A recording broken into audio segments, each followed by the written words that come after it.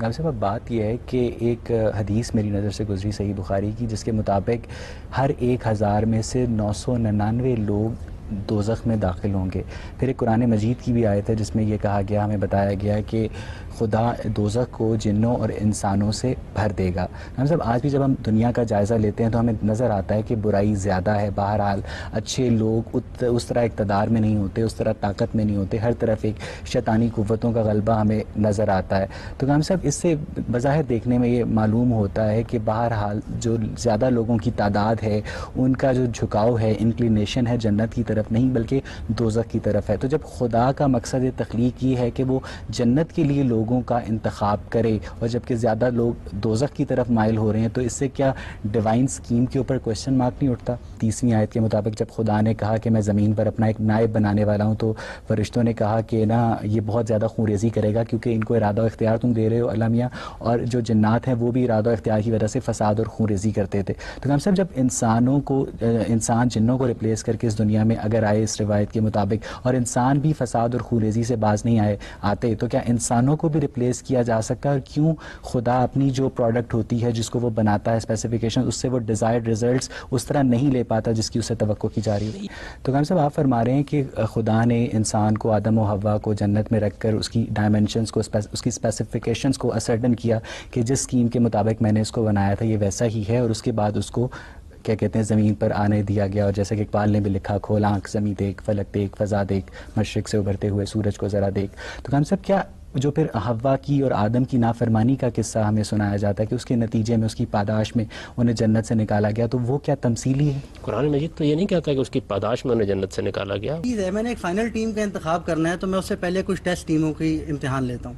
اب یہ تو میں انسان ہوں، مجھے نہیں پتا کہ اچھا کھلاڑی کون ہے، برا کھلاڑی کون ہے، میں امتحان لیتا ہوں تاکہ ایک اچھی ٹیم بنا دوں۔ اب خدا کے ساتھ یہ معاملہ نہیں ہے، خدا کو پتہ ہے کہ اچھا انسان کون ہے، برا کون ہے، کس نے کیا کرنا ہے۔ تو کیا یہ بہتر نہیں تھا خدا کے لیے کہ ہم جیسے گناہ گاروں کو جنہوں نے دوزخ میں چڑھنا ہے ان کو نکالیں؟ بھائی دوزخ بھرنے کی کیا ضرورت ہے، آپ جنت ہی رکھیں، اس میں فائنل جو ڈالنے ان کو ڈال کے ختم کریں سلسلہ۔ یہ انسان کی تخلیق کا مقصد یہ ہے کہ اس دنیا میں عبادت کی جائے، اپنے آپ کو ایک سرٹن معیار کے اوپر لایا جائے۔ سلامتی ہے ان آنکھوں پہ جو ہدایت پہ نظریں جمائے بیٹھی ہیں، ان کانوں پہ جو ذکر خیر کے منتظر رہتے ہیں، اور ان قدموں پہ جو ہدایت کی راہ پہ گامزن ہیں۔ السلام علیکم، پروگرام گامدی میں خوش آمدید۔ ناظرین، نہ تھا کچھ تو خدا تھا، کچھ نہ ہوتا تو خدا ہوتا، ڈبویا مجھ کو ہونے نے، نہ ہوتا میں تو کیا ہوتا۔ غالب نے اس شعر میں اس سوال کو سمو دیا ہے جو صدیوں سے انسان کے لاشعور اور شعور میں پیوست ہے، یعنی وہ سوال انسان کی تخلیق کا جواز ہے، وہ بنیادی وجہ جس کے لیے خدا نے حضرت انسان کو پیدا کیا، اور اسی بنیادی وجہ پہ آج ہم اپنے شرکا اور محترم جاوید احمد غامدی کے مابین گفتگو کو آگے لے کر چلیں گے۔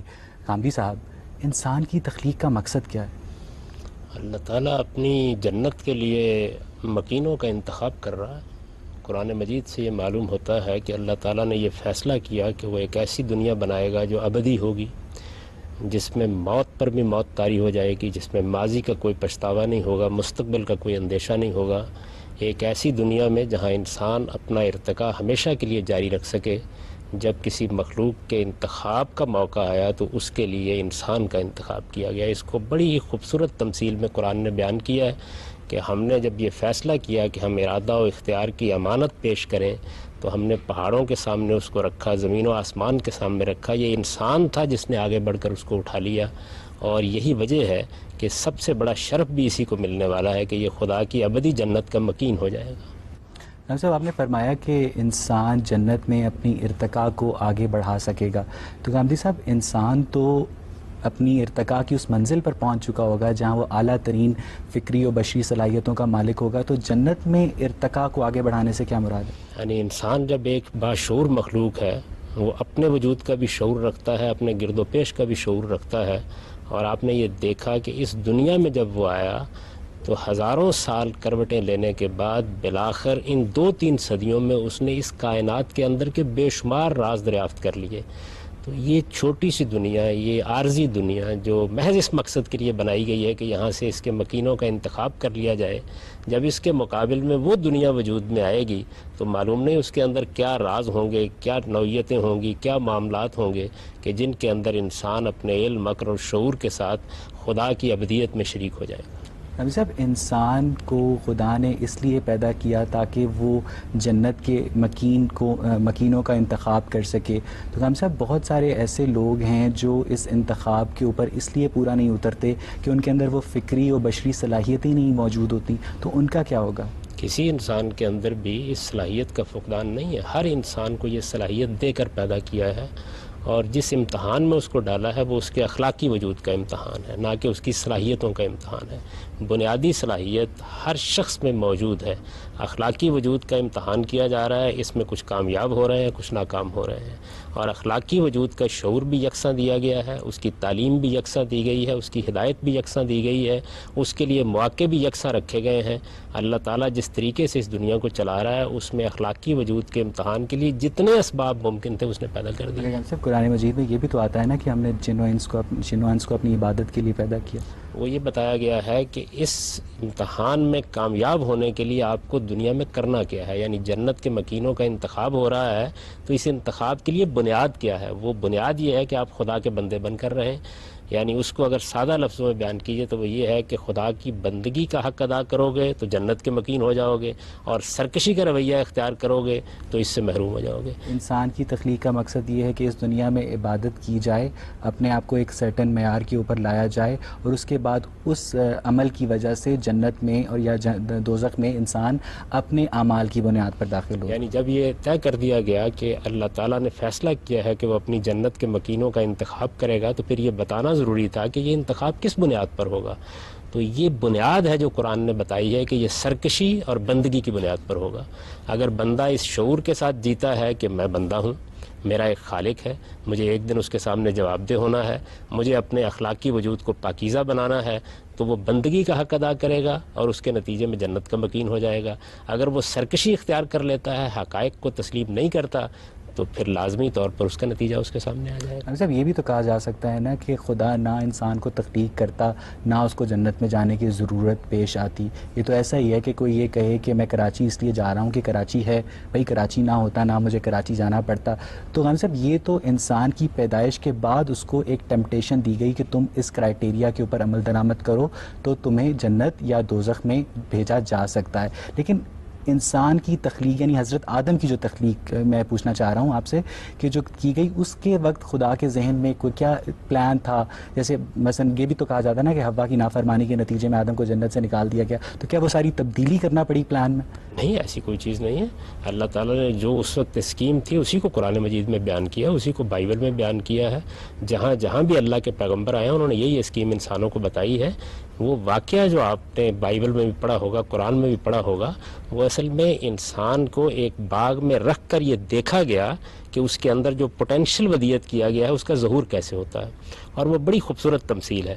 اس میں اصل میں یہ بتایا گیا کہ دیکھو انسان کو ہم نے ایک جگہ رکھا اور پھر اس کے اوپر کچھ پابندیاں لگا دیں, تو معلوم ہوا کہ انسان جذبات میں آ کر خواہشات کا اسیر ہو کر پابندیوں کو توڑ بیٹھتا ہے. تو معلوم ہوا کہ انسان کے اندر دو چیزیں پائی جاتی ہیں, ایک اس کی انانیت ہے جس سے تفوق کی جبلت جنم لیتی ہے, دوسرے جنسی رجحانات ہیں جن کو اس دنیا کے اندر ایک امتحان سے گزرنا ہے. دونوں کا جب اظہار ہو گیا تو یہ معلوم ہو گیا کہ جو انسان بنایا گیا ہے وہ ٹھیک اسکیم کے مطابق بن گیا ہے.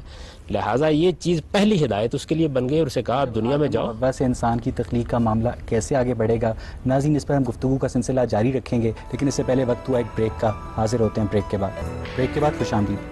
ہم سب بات ہو رہی تھی آدم و حوا کی پیدائش سے آگے انسان کا جیسا ظہور ہوا اس کائنات میں. تو ہم سب آپ فرما رہے ہیں کہ خدا نے انسان کو, آدم و حوا کو جنت میں رکھ کر اس کی ڈائمنشنز کو, اس کی اسپیسیفیکیشنز کو اسرٹن کیا کہ جس اسکیم کے مطابق میں نے اس کو بنایا تھا یہ ویسا ہی ہے, اور اس کے بعد اس کو کیا کہتے ہیں زمین پر آنے دیا گیا. اور جیسا کہ اقبال نے بھی لکھا, کھول آنکھ زمین دیکھ, فلک دیکھ, فضا دیکھ, مشرق سے ابھرتے ہوئے سورج کو ذرا دیکھ. تو ہم سب کیا جو پھر حوا کی اور آدم کی نافرمانی کا قصہ ہمیں سنایا جاتا ہے کہ اس کے نتیجے میں, اس کی پاداش میں انہیں جنت سے نکالا گیا, تو وہ کیا تمثیلی ہے؟ قرآن مجید تو یہ نہیں کہتا کہ اس کی پاداش میں انہیں جنت سے نکالا گیا, وہ تو اس کے بالکل برخلاف یہ کہتا ہے کہ جیسے ہی ان کی فطرت کا ظہور ہو گیا ان پر بھی یہ بات واضح ہو گئی کہ ان کو کیا جبلتیں دی گئی ہیں, وہ کیسے کام کریں گی, اور ان کو احساس ہوا کہ انہوں نے حدود سے تجاوز کیا ہے. انہوں نے فوراً توبہ کی, اللہ تعالیٰ نے خود انہیں توبہ کے الفاظ القاء کیے, پھر ان کو برگزیدہ کیا اور ایک بڑے منصب پر فائز کسٹمائز کر کے دنیا میں بھیجا. جس جنت کا ذکر آتا ہے وہ بھی اصل میں اسی دنیا کا ایک باغ تھا, اس کے اندر ان کو رکھا گیا, اسی زمین پر رکھا گیا. اس باغ میں ان کے لیے ضروری سہولتیں میسر تھیں تاکہ ان کی فطرت کے اندر جو دو بڑے داعیات ہیں, ایک انانیت جس کی بنیاد پر انسان دنیا کے اندر سرکشی اختیار کرتا ہے, دوسرے جنسی جذبات جو انسان پر بعض اوقات اتنا غلبہ پا لیتے ہیں کہ وہ اعلیٰ اقدار کو فراموش کر دیتا ہے. تو دونوں کا امتحان اس میں کر لیا گیا. تو قائم صاحب جب انسان جنت سے زمین پر آ گیا تو آپ فرما رہے ہیں کہ وہ جنت اسی زمین کا ایک حصہ تھی, تو یہ کیوں آتا ہے قرآن مجید میں کہ ہم نے آدم اور حوا کو جنت سے زمین پر اتارا؟ نہیں, دیکھیے بات یہ ہے کہ جنت عربی زبان میں باغ کو کہتے ہیں.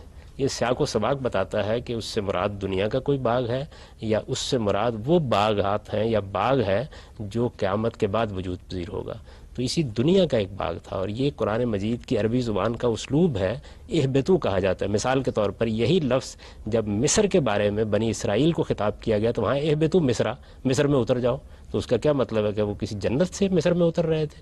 یہ زبان کا اسلوب ہے, اس کو نہ سمجھنے کی وجہ سے لوگ خیال کرتے ہیں کہ اترنے کا مطلب ہے کسی بلندی سے اترے ہوں گے. یہ بڑی دلچسپ گفتگو شروع ہو گئی. اس کا مطلب یہ ہے کہ مثلا تاریخ تبریک میں پہلی جلد کے صفحہ نمبر 91 پر حضرت ابن عباس سے ایک روایت منسوب ہے جس میں بیان کیا جاتا ہے کہ آدم و حوا کی پیدائش سے پہلے زمین پر جنات رہتے تھے, اور پھر سورہ بقرہ کی 30ویں آیت کے مطابق جب خدا نے کہا کہ میں زمین پر اپنا ایک نائب بنانے والا ہوں تو فرشتوں نے کہا کہ نا یہ بہت زیادہ خونریزی کرے گا کیونکہ ان کو ارادہ و اختیار تم دے رہے ہو اللہ میاں, اور جو جنات ہیں وہ بھی ارادہ و اختیار کی وجہ سے فساد اور خونریزی کرتے تھے. تو ہم سب جب انسان جنوں کو ریپلیس کر کے اس دنیا میں اگر آئے اس روایت کے مطابق, اور انسان بھی فساد اور خونریزی سے باز نہیں آتے, تو کیا انسانوں کو بھی ریپلیس کیا جا سکتا ہے؟ اور کیوں خدا اپنی جو پروڈکٹ ہوتی ہے جس کو وہ بناتا ہے اسپیسیفیکیشن, اس سے وہ ڈیزائرڈ ریزلٹس اس طرح نہیں لے پاتا جس کی اسے توقع کی جا رہی ہے؟ یہ بات تو دیکھیے یہ مورخین اپنے طور پر بیان کر دیتے ہیں. قرآن مجید اس سارے قصے کو بڑی خوبی کے ساتھ بیان کرتا ہے, اس کی حکمت بتاتا ہے. اس میں اس طرح کی کوئی چیز نہیں ہے.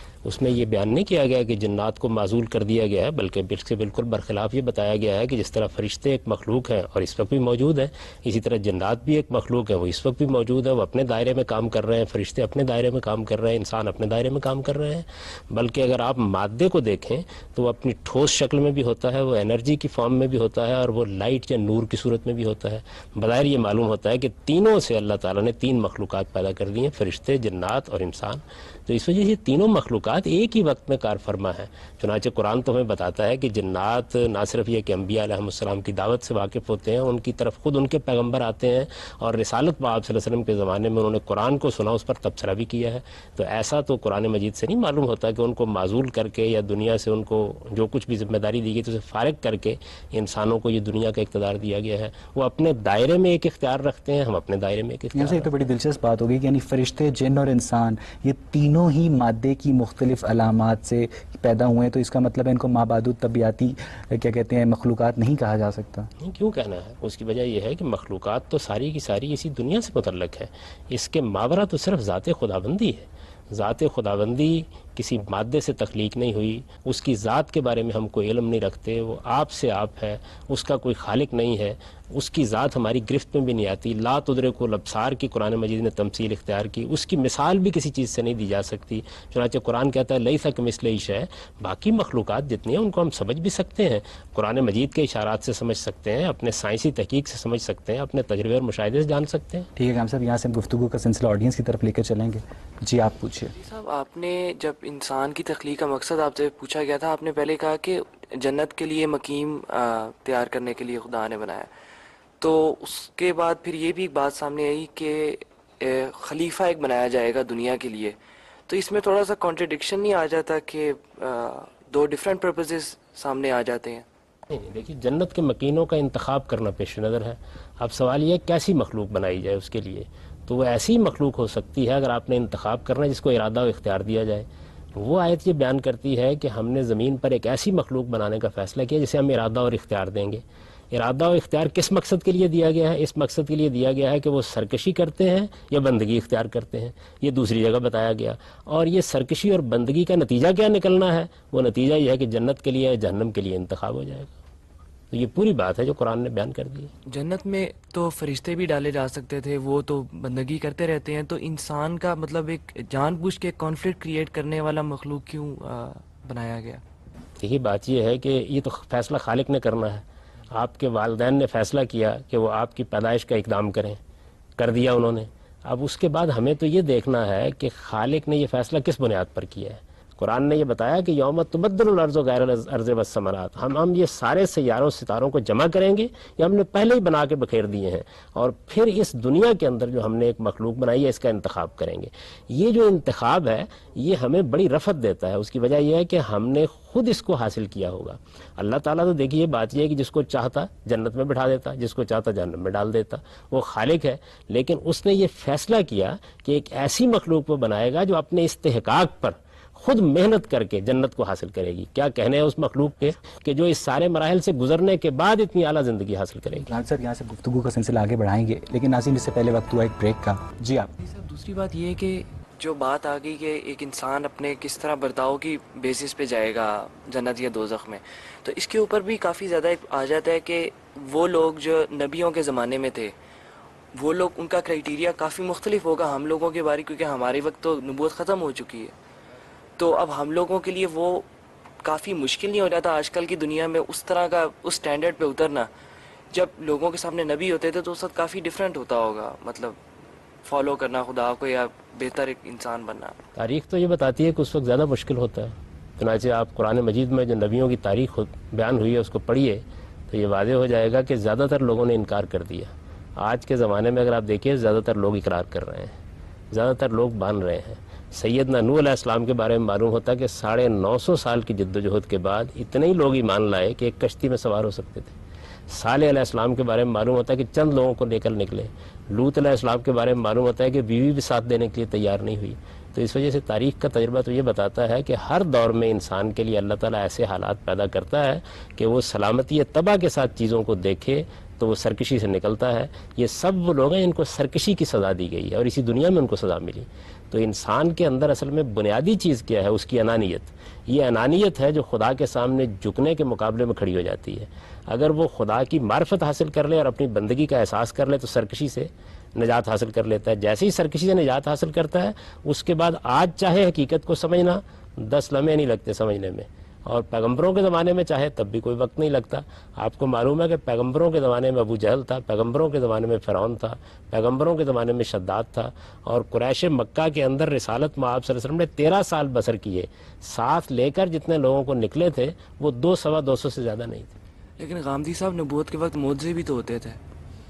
آج بھی ہوتے ہیں. سب سے بڑا معجزہ تو خود قرآن مجید ہے، اس وقت بھی دنیا میں موجود ہے. آپ سوچئے ذرا تھوڑی دیر کے لیے کہ 14 صدی پہلے ایک کتاب نازل کی گئی. بظاہر اگر دیکھیں دنیا کی نگاہ سے تو ایک ایسے شخص پر نازل کی گئی کہ جس کے بارے میں یہ کہا جاتا ہے کہ وہ امی تھا، اس کا کوئی علوم کا پس منظر نہیں تھا، وہ یونان اور روما میں پیدا نہیں ہوا، عرب کے صحراؤں میں اس نے پرورش پائی، اور اس پر ایک ایسی کتاب نازل ہوئی کہ 14 صدیاں گزر گئی ہیں اور اس کے ایک حرف کے بارے میں بھی یہ نہیں کہا جا سکتا کہ سائنس کی تحقیق نے، علم کی ترقی نے، دنیا کے تجربات نے اس کی کوئی چیز غلط ثابت کر دی. غالب صاحب بات یہ ہے کہ ایک حدیث میری نظر سے گزری صحیح بخاری کی، جس کے مطابق ہر 1000 میں سے 999 لوگ دوزخ میں داخل ہوں گے. پھر ایک قرآن مجید کی بھی آیت ہے جس میں یہ کہا گیا، ہمیں بتایا گیا کہ خدا دوزخ کو جنوں اور انسانوں سے بھر دے گا. ہم سب آج بھی جب ہم دنیا کا جائزہ لیتے ہیں تو ہمیں نظر آتا ہے کہ برائی زیادہ ہے. بہرحال اچھے لوگ اس طرح اقتدار میں نہیں ہوتے، اس طرح طاقت میں نہیں ہوتے. ہر طرف ایک شیطانی قوتوں کا غلبہ ہمیں نظر آتا ہے.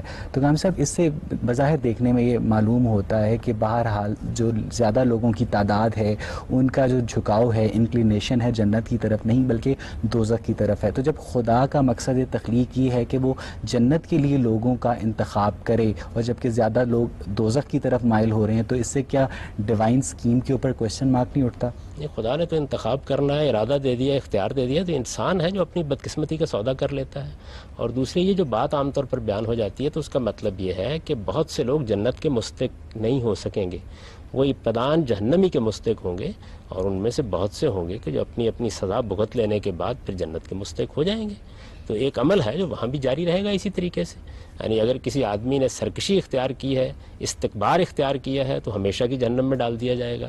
جو لوگ ایمان کے ساتھ غلطی کر بیٹھے، کوتاہی ہو گئی، کوئی گناہ ہو گیا، ان کے لیے سزا کی مدتیں ہو سکتی ہیں، وہ اس کو گزاریں گے اور گزارنے کے بعد ایک ارتقائی عمل کے نتیجے میں جنت میں چلے جائیں گے. لیکن اس کی تخلیق کا مقصد کہ جب انسان آدم بھی نہیں بنا تھا، اس وقت خدا کے ذہن میں کیا تھا کہ میں اپنی جنت کے لیے لوگوں کو منتخب کر رہا ہوں؟ بالکل یہی ہے، قرآن مجید نے بڑی وضاحت سے اس کو بتایا ہے. آپ اگر قصہ آدم و ابلیس کی آیات سورہ بقرہ کے شروع میں پڑھیں تو اس میں یہ بتا دیا گیا ہے کہ ہم نے یہ فیصلہ کیا، پھر آدم و حوا کو ہم نے ایک باغ میں رکھا، اس میں جب ان کی فطرت کا ظہور ہو گیا تو ہم نے اسی وقت انہیں بتا دیا کہ اب تمہارے اس سارے امتحان کا نتیجہ نکلنے والا ہے.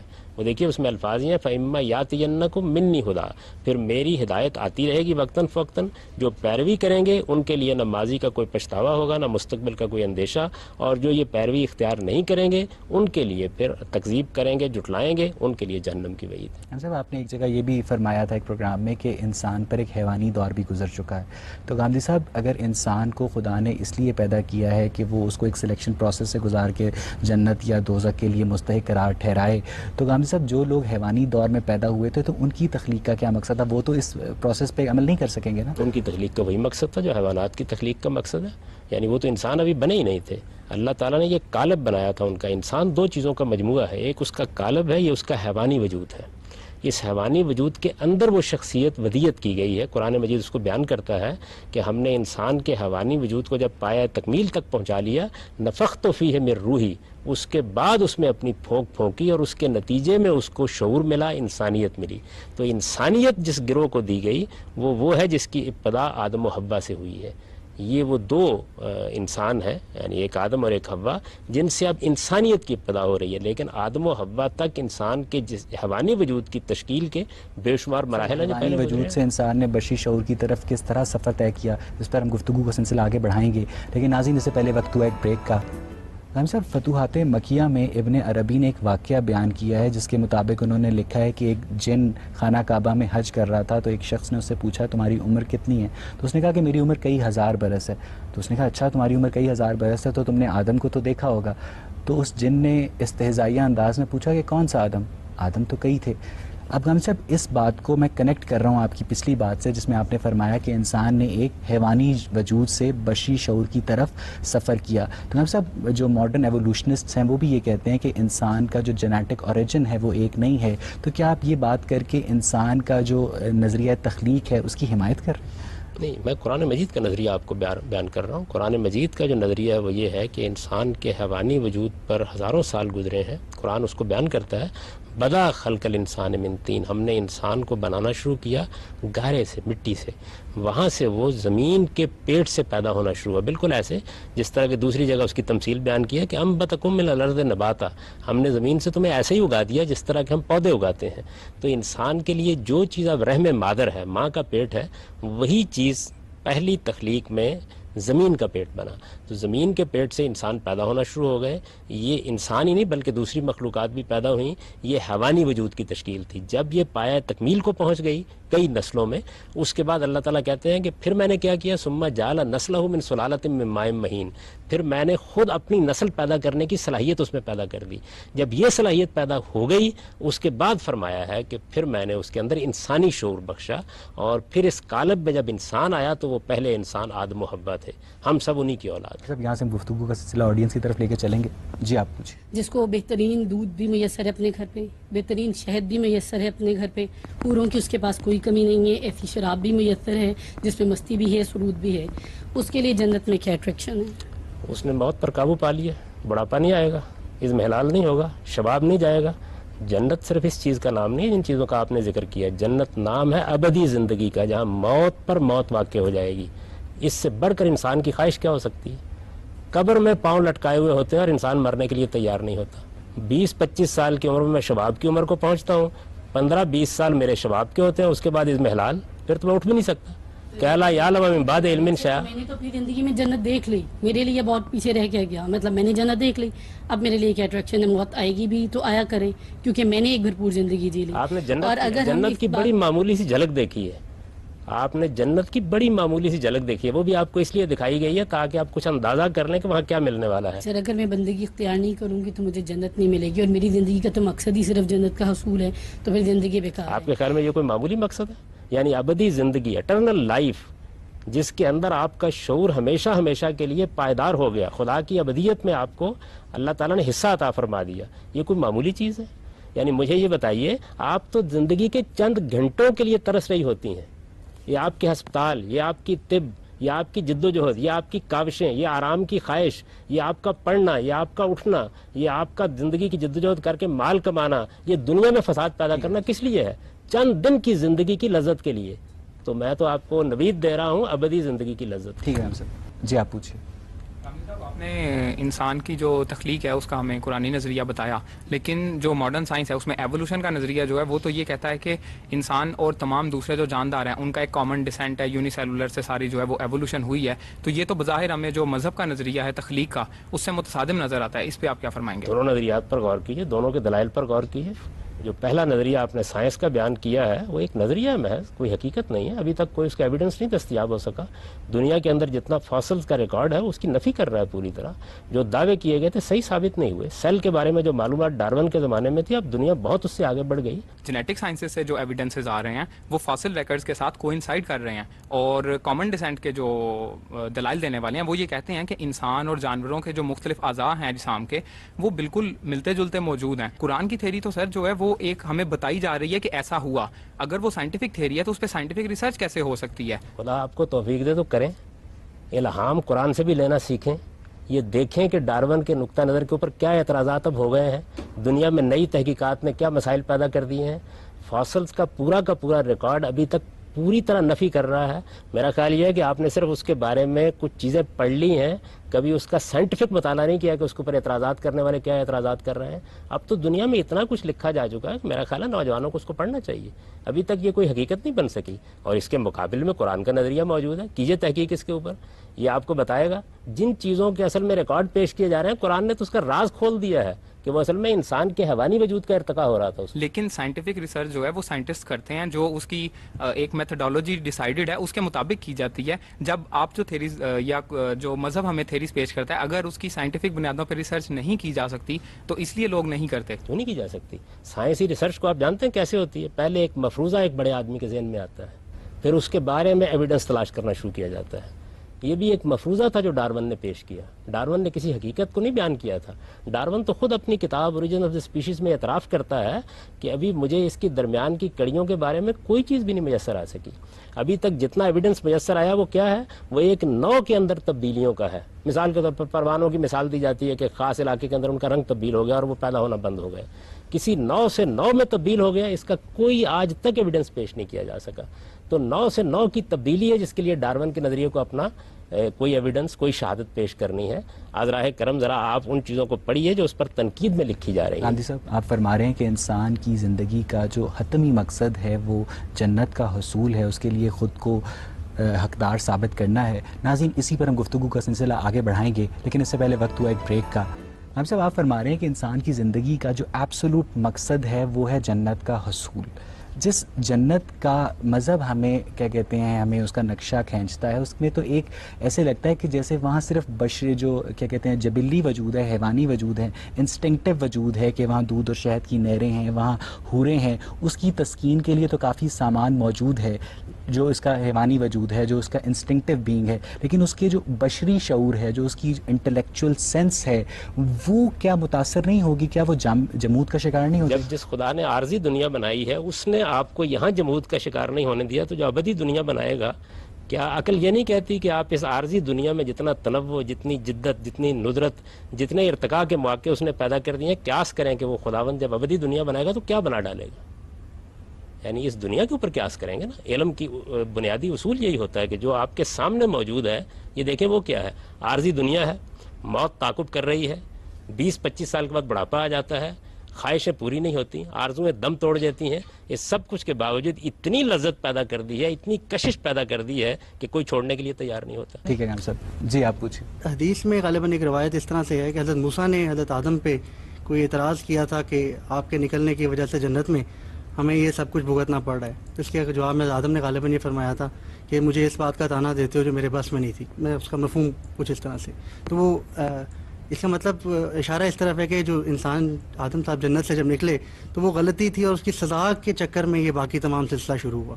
دوسری بات یہ کہ سر انسان کے آپ جمود کی بات کرتے ہیں کہ جمود کا شکار نہیں ہے. کیا انسان ازل سے جمود کا شکار نہیں ہے؟ انسان کبھی خدا نہیں بن سکتا. اگر میں کبھی سوچوں تو میں خدا نہیں بن سکتا، جو کہ ایک آپٹیمم بینگ ہے. اب میں ارتقاء میں جتنی مرضی منزلیں طے کرتا چلا جاؤں، میرے آخر تو کچھ نہیں ہے، وہی ایک حقیقت ہے، وہ میں اب مان لوں، وہ میں ایسے 50,000 سال بعد مان لوں، وہ میں جنت میں جا کے مان لوں، خدا تو ہے. جی ہم تو میں تو رک گیا ایک جگہ پہ آ کے. جی ہم سے پہلی بات کے جواب میں یہ گزارش ہے کہ جب قرآن مجید ہمارے پاس موجود ہے اور وہ یہ بتا رہا ہے کہ انسان کی تخلیق کس طریقے سے ہوئی ہے، اس کا مقصد کیا ہے، پیش نظر کیا ہے، اور بڑی وضاحت سے بیان کر رہا ہے، اس کے بعد روایت کی حیثیت کیا ہے، اس کو قرآن کی روشنی میں دیکھا جائے گا. روایات انسانوں سے انسانوں تک پہنچی ہیں. پیغمبر صلی اللہ علیہ وسلم نے کیا فرمایا تھا، بات کیا بن گئی، کیا صورت اختیار کر گئی، محققین جانتے ہیں کہ اس میں کتنی کچھ مراحل آتے ہیں. تو ہمیں جن معاملات میں قرآن نے ایک ہدایت دے دی ہے وہ اللہ کی کتاب ہے، پیغمبر نے جن الفاظ میں اسے پیش کیا انہی میں محفوظ ہے، اس کے بعد کسی چیز کی کوئی اہمیت نہیں ہے. ہر روایت کے بارے میں محدثین کا متفقہ اصول ہے کہ اس کو خود قرآن کی روشنی میں دیکھا جائے گا. دوسرے سوال کے جواب میں عرض کروں گا کہ دیکھیے، میں نے جمود کا ذکر قیامت کے بعد کی زندگی کے بارے میں کیا ہے. اس دنیا کے اندر تو انسان کو عارضی طور پر بھیجا گیا ہے، یہاں تو بے شمار مسائل ہیں جن کے اندر وہ زندگی بسر کرتا ہے. ان کا سوال یہ تھا کہ کیا وہاں ہم جمود کا شکار نہیں ہو جائیں گے؟ تو میں نے عرض کی ہے کہ یہ دنیا کی زندگی جو عارضی طور پر ہے، اس میں تو ایک لمحہ بھی جمود کا نہیں آتا، ہر لحظہ اضطراب ہے. دنیا کی زندگی تو عارضی، تو دنیا کی زندگی بھی نہیں ہے ان لوگوں کے لیے جو مومنین ہیں، کیونکہ ان کی سیلف تو آگے چلی گئی. اب یہ وجود نہ گیا تو نہ گیا، سیلف تو کنٹینیو کر گئی نا. تو عارضی تو ان لوگوں کے لیے جو آگے نہیں جائیں گے، جو آگے چلے جائیں گے ان کے لیے تو عارضی یہ بھی نہیں ہے. آگے سبھی جائیں گے، ایسا نہیں کہ صرف مومنین جائیں گے، مطلب وہ جنت میں آگے ماننے والے بھی جائیں گے، نہ ماننے والے بھی جائیں گے. قرآن مجید تو یہ کہتا ہے کہ ایک ایک شخص کو یا ایھا الانسان انک کادح الی ربک کدحا، آپ ہر لحظہ، ہر لمحہ، ہر دن پروردگار کی طرف بڑھ رہے ہیں. تو اس وجہ سے وہاں تو آپ کو جانا ہے، مجھے بھی جانا ہے، ہر ایک کو جانا ہے. اس کی سپریم کیا ہے؟ ہم کہاں تک بڑھیں گے؟ وہاں تک جہاں تک ہمارا پروردگار چاہے گا. ہم اپنے حدود پہچانیں. یہ کیا صورتحال ہے کہ ایک بکری، ایک بھیڑ اپنے حدود سے تجاوز کر کے انسان بننا چاہے، اور انسان اپنے حدود سے تجاوز کر کے خدا بننا چاہے. انسان کے لیے اصل علم یہ ہے کہ اپنے حدود کو پہچان کر اپنی تخلیق کے اوپر غور کرے. ڈارون کا افسانہ اپنی جگہ، حقیقت واقعہ تو یہ ہے کہ بکری آج سے صدیوں پہلے بلکہ کروڑوں سال پہلے بھی ایسے ہی موجود تھی، آج بھی ویسے ہی موجود ہے. اس میں چیز ہے، میں نے ایک فائنل ٹیم کا انتخاب کرنا ہے تو میں اس سے پہلے کچھ ٹیسٹ ٹیموں کی امتحان لیتا ہوں. اب یہ تو میں انسان ہوں، مجھے نہیں پتا کہ اچھا کھلاڑی کون ہے، برا کھلاڑی کون ہے. میں امتحان لیتا ہوں تاکہ ایک اچھی ٹیم بنا لوں. اب خدا کے ساتھ یہ معاملہ نہیں ہے، خدا کو پتہ ہے کہ اچھا انسان کون ہے، برا کون ہے، کس نے کیا کرنا ہے. تو کیا یہ بہتر نہیں تھا خدا کے لیے کہ ہم جیسے گناہ گاروں کو جنہوں نے دوزخ میں چڑھنا ہے ان کو نکالیں؟ بھائی دوزخ بھرنے کی کیا ضرورت ہے؟ آپ جنت ہی رکھیں، اس میں فائنل جو ڈالنے ان کو ڈال کے ختم کریں سلسلہ. یہ تو آپ نے اپنی کمزوری کا اعتراف کر لیا، اور آپ نے ہم جیسے سارے انسانوں کو گناہ گار کیوں کہہ دیا؟ دنیا میں انبیاء ہیں، صدیقین ہیں، شہداء ہیں، صالحین ہیں، اس انتخاب میں کامیاب ہوئے ہیں. آپ ان کی طرف بھی نگاہ اٹھا کے دیکھیے. میں نے تو آپ سے عرض کی ہے، انتخاب کیسے ہوتا اگر ارادہ و اختیار نہ دیا جاتا؟ ارادہ و اختیار دیا جائے گا، ارادہ و اختیار دیا جائے گا تو پھر گناہ گار بھی ہوں گے، پھر سرکش بھی ہوں گے، پھر گوارہ کرنا پڑے گا. اور اگر خدا اپنے علم کی بنیاد پر فیصلہ کرتا تو مثبت فیصلہ تو قبول کر لیا جاتا، منفی فیصلہ کیسے قبول کیا جاتا؟ نہ قبول کریں، خدا بے نیاز ہے، اس کو لوگوں کے فیصلوں سے کیا ہے؟ خدا عادل بھی ہے. یہ آپ نے خدا کی صرف ایک ہی صفت جانی، خدا علیم ہے، خدا حکیم ہے، خدا عادل ہے. وہ اپنی ساری صفات کے ساتھ ہے، وہ بے نیاز ہے. وہ بے نیاز ہے اس معنی میں کہ اسے کسی کی ضرورت نہیں ہے، لیکن وہ علم و حکمت کے ساتھ دنیا کے ساتھ معاملہ کر رہا ہے. اس وجہ سے وہ عدل کے خلاف، حکمت کے خلاف کیسے کر سکتا ہے؟ اگر کسی انسان کو وہ جہنم میں ڈال دیتا اپنے علم کی بنیاد پر تو وہ کھڑا ہو کے کہہ سکتا تھا کہ مجھے تو موقع ہی نہیں دیا آپ نے. ٹھیک ہے سر. کہ انسان کا بنیادی مقصد یہ ہے کہ وہ جنت جائے، اور ہم مسلمانوں اور ایک سلیکشن پروسیس سے بھی گزریں گے اس جنت میں جانے کے لیے. تو ہم مسلمانوں کو تو چلیں یہ خوش قسمتی ہے کہ ہمیں پتہ ہے کہ وہ کیا ہم نے چیزیں کرنی ہیں جس پہ ہم پورے ہوئیں گے تو ہمارا سلیکشن ہو جائے گا اور ہم جنت میں چلے جائیں گے. تو کیا یہ جنت صرف مسلمانوں کے لیے ہے یا غیر مسلمانوں کے لیے بھی ہے؟ اگر غیر مسلمانوں کے لیے بھی ہے تو ان کا سلیکشن پروسیس ہم سے مختلف ہوگا یا ہماری طرح کا ہی ہوگا؟ ایک ہی معیار ہے، ایک ہی پر سب کو پرکھا جا رہا ہے. جتنے بھی لوگ جن کو آپ غیر مسلم کہتے ہیں ان کے کبھی آپ کتابوں کو پڑھیں، ان کے اہل علم سے ملیں، وہ سب اسی کی تمنا میں جی رہے ہیں. بائبل بھی یہی بیان کر رہی ہے، وید بھی یہی بیان کر رہے ہیں، قرآن بھی یہی بیان کر رہا ہے. تو وہ سب جنت کی دوڑ میں لگے ہوئے ہیں. ایسے تو نہیں ہے جیسے اگر آپ کہتے ہیں کہ خدا کی بندگی کو ماننا ہے تو بہت سے لوگ ہیں جو فری میسنریز بھی ہیں، وہ تو شیطان پرست ہیں. بہت سے لوگ ہیں جو ہندو بھی ہیں جو ایک سے زیادہ خدا کو مانتے ہیں، تو ان کی بندگی میں ویسی فرق آ جائے گا. تو پھر ان کے لیے جنت کا کوئی وجود نہیں ہے یا ان کے لیے جنت بنائی نہیں گئی ہے؟ جنت تو سب انسانوں کے لیے ہے، سب انسانوں کے لیے خدا نے جنت بنا دی، ارادہ و اختیار دیا. اس کے بعد بتایا کہ اس کا معیار کیا ہے. وہ ایک ہی معیار ہے، اور وہ معیار قرآن مجید نے بھی بیان کر دیا، بائبل نے بھی بیان کر دیا، تمام الہامی صحیفے بیان کرتے ہیں۔ وہ معیار یہ ہے کہ خدا کی سچی معرفت، اس کے حضور میں جواب دہی کا احساس اور اچھا عمل۔ یہ جو بھی کر رہا ہے، قرآن تو تمام مذاہب کا نام لے کے یہ کہتا ہے کہ مسلمان ہوں، یہودی ہوں، نصرانی ہوں، صابی ہوں، اس کے زمانے میں جتنے مذہب تھے سب کا ذکر کرنے کے بعد یہ کہتا ہے کہ ایک ہی معیار پر سب کو جانچا جائے گا۔